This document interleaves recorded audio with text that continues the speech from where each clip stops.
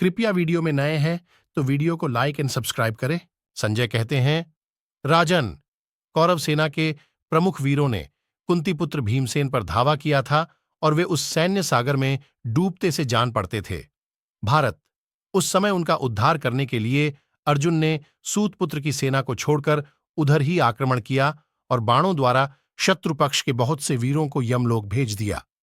तदनंतर अर्जुन के बाणजाल आकाश के विभिन्न भागों में छा गए।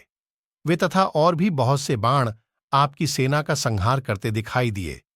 जहां पक्षियों के झुंड उड़ा करते थे, उस आकाश को बाणों से भरते हुए महाबाहु धनंजय वहां कौरव सैनिकों के काल बन गए। पार्थ ने भल्लों, क्षुरप्रों तथा निर्मल नाराचों द्वारा शत्रुओं का अंग अंग काट डाला और उनके मस्तक भी धड़ से अलग कर दिए। जिनके शरीरों के टुकड़े टुकड़े हो गए थे, कवच कटकर गिर गए थे और मस्तक भी काट डाले गए थे, ऐसे बहुत से योद्धा वहां पृथ्वी पर गिरे थे और गिरते जा रहे थे। उन सब की लाशों से वहां की भूमि सब ओर से पट गई थी। जिन पर अर्जुन के बाणों की बारंबार मार पड़ी थी, वे रथ के घोड़े, रथ और हाथी छिन्न भिन्न और विध्यस्त हो गए थे। उनका एक एक अंग अथवा अवयव कटकर अलग हो गया था। इन सब के द्वारा वहां की भूमि आच्छादित हो गई थी। राजन, उस समय रणभूमि महावैतरणी नदी के समान अत्यंत दुर्गम, बहुत ऊंची नीची और भयंकर हो गई थी। उसकी ओर देखना भी अत्यंत कठिन जान पड़ता था। योद्धाओं के टूटे फूटे रथों से रणभूमि ढक गई थी। उन रथों के ईशादंड, पहिए और धुर्रे खंडित हो गए थे। कुछ रथों के घोड़े और सारथी जीवित थे और कुछ के अश्व एवं सारथी मार डाले गए थे। किरीटधारी अर्जुन के उत्तम बाणों से आहत होकर नित्य मद बहाने वाले, कवचधारी एवं मंगलमय लक्षणों से युक्त 400 रोषभरे हाथी धराशायी हो गए। उन हाथियों पर सुवर्णमय कवच और सोने के आभूषण धारण करने वाले योद्धा बैठे थे और क्रूर स्वभाव वाले महावत उन्हें अपने पैरों की एड़ियों तथा अंगूठों से आगे बढ़ने की प्रेरणा दे रहे थे। उन सब के साथ गिरे हुए वे हाथी जीव जंतुओं सहित धराशायी हुए महान पर्वत के शिखरों के समान सब ओर पड़े थे। अर्जुन के बाणों से विशेष घायल होकर गिरे हुए उन गजराजों के शरीरों से रणभूमि ढक गई थी।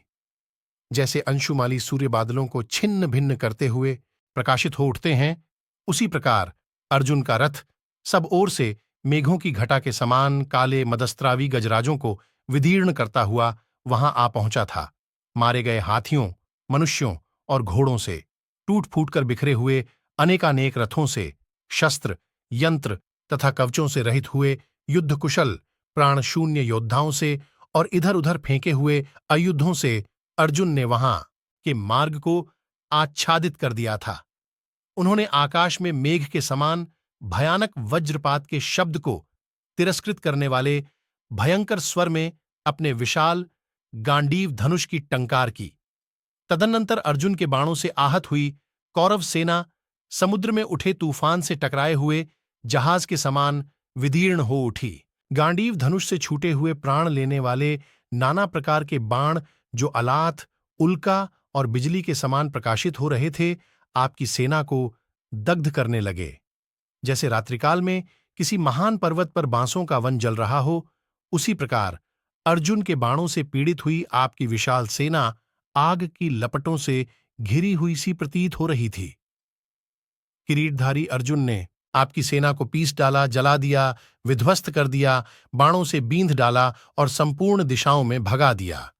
जैसे विशाल वन में दावानल से डरे हुए मृगों के समूह इधर उधर भागते हैं, उसी प्रकार सव्यसांची अर्जुन के बाण रूपी अग्नि से जलते हुए कौरव सैनिक चारों ओर चक्कर काट रहे थे।